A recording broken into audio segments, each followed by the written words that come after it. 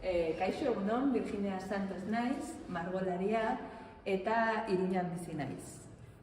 Aurten aurkezten dut kuadro hori, eta ez du izenbururik, baina ikusten dugu hemen neska txiki bat. Ematen da erretratu bat dela, baina ez da erretratu zehatz bat. Hau egiteko nik erabiltzen ditut argazki desberdinak egiteko pertsonai hori. Adibidez hartzen dut burua argazki batetik, gorputza beste batetik, eskuak beste batetik, eta bar. Eta egiten dut erretratu fiktizio hau.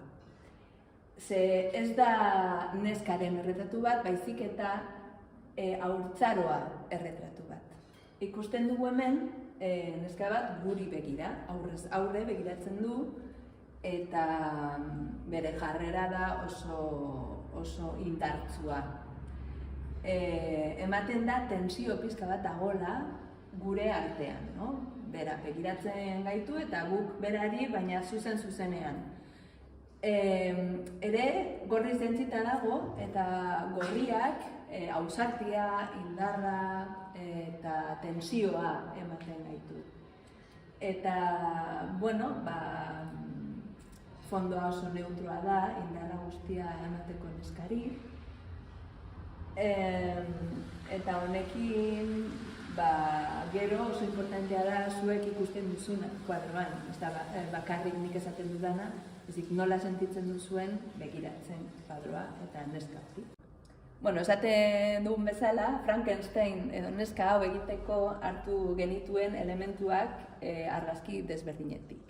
Adibidez, aurpegia atera zen neska baten argazki batetik, baina argazkian alaiago zegoen eta nik serioago margotu nuen. Gero, ilea, nik uste dut koletak edo ile luzea izan zuen.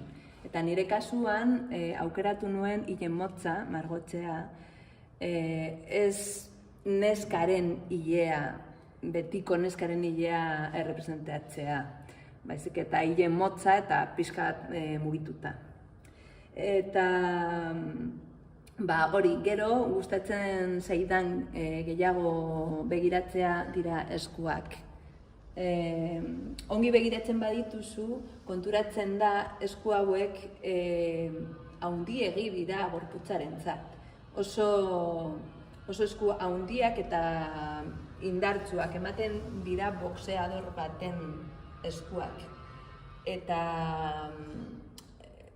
nire ustez, begiratzen dituzunean ikusten duzu zehose arraroa kuadroan, horrezagatik, tensio bat esortzen da.